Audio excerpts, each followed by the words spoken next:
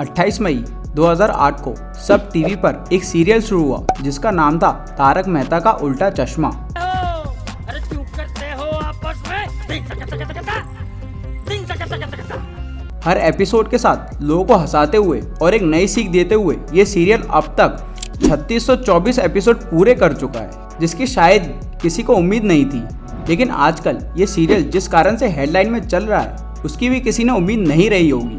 नारी की इज्जत का संदेश देने वाला इस सीरियल के प्रोड्यूसर पर हैरेसमेंट एलिगेशन लगाए जा रहे हैं और ऑन कैमरा मिलजुल कर सोसाइटी में रहने वाले लोग ऑफ कैमरा शो छोड़कर जा रहे हैं। और उसके बाद मीडिया में जिस तरीके की बयानबाजी हो रही है उसका साफ मतलब यही है कि गोकुल धाम में सब कुछ सही नहीं चल रहा है। लेकिन आखिर ये हो क्या रहा है? क्या पर्दे के पीछे सब कुछ सही नहीं है? इस वीडियो में तारक मेहता के सीरियल पर लगे एलिगेशन और उनके डिफेंस में दोनों में बात करेंगे, जानने की कोशिश करेंगे कि पर्दे के पीछे आखिर चल क्या रहा है। कहानी यह है कि तारक मेहता का डाउनफॉल शुरू होता है साल 2017 से, जब शो के सबसे मेन और आइकॉनिक कैरेक्टर में से एक दयाबेन ने शो छोड़ दिया था। दयाबेन का किरदार निभाने वाली दिशा ने शो को मैटरनिटी लीव पर छोड़ा था, लेकिन साल 2017 से आज की डेट में 2023 हो चुका है और उनकी लीव खत्म ही नहीं हुई है। यहाँ तक कि मेन किरदार होने के बावजूद भी शो की टाइमलाइन को अब तक आगे दया को रिप्लेस किए बिना ही बढ़ाया जा रहा है। कोई भी डेली सोप अगर इतने एपिसोड चलाता है तो उसके किरदार बदलते ही रहते हैं, लेकिन जब शो का मुख्य किरदार ही शो छोड़कर चला जाए तो क्या हो। ऐसा ही कुछ हुआ जब शैलेश लोढ़ा ने शो को छोड़ दिया, जो कि शो के टाइटल कैरेक्टर थे। उनके छोड़ने तक कई सारे किरदार इस शो को छोड़ चुके थे, लेकिन उनके शो छोड़ने पर कोई डीफेम नहीं आई थी।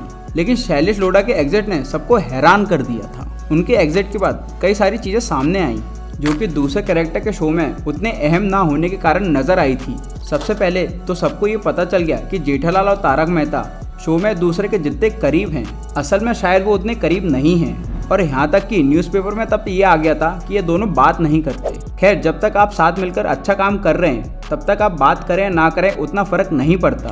लेकिन शैलेश लोढ़ा के शो छोड़ने के बाद छीटाकाशी का दौर इतना बढ़ गया कि जनता को समझ आ गया कि उनके और दिलीप जोशी के बीच कुछ अनबन भले ही ना हो, लेकिन शो के मेकर्स के साथ उनके रिश्तों में खटास आ चुकी है। कुछ तो मजबूरियां रही होंगी, यूं ही कोई बेवफा नहीं होता। शैलेश लोढ़ा ने ये शब्द तारक मेहता के शो छोड़ने समय कहे थे, कुछ तो मजबूरियां रही होंगी, यूं कोई बेवफा नहीं होता।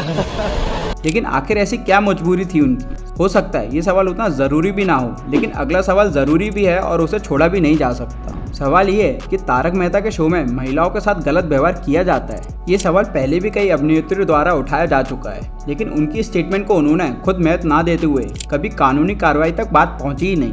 लेकिन इसी महीने शो से अलग हुई जेनिफर मिस्त्री बंसीवाला ने शो के मेकर्स अक्षित मोती, जतिन बजाज और जलज सक्सेना पर यही आरोप लगाया कि ये तीनों सेक्सुअल हैरेसमेंट जैसा संगीन जुर्म कर रहे हैं। जेनिफर ने बताया कि उनके शो छोड़ने का कारण भी यही था। एक तरफ जैसे जेनिफर का बयान मीडिया में आया, चुप्पी को मेरी कमजोरी मत समझना, मैं चुप थी क्योंकि सलीका है मुझ में।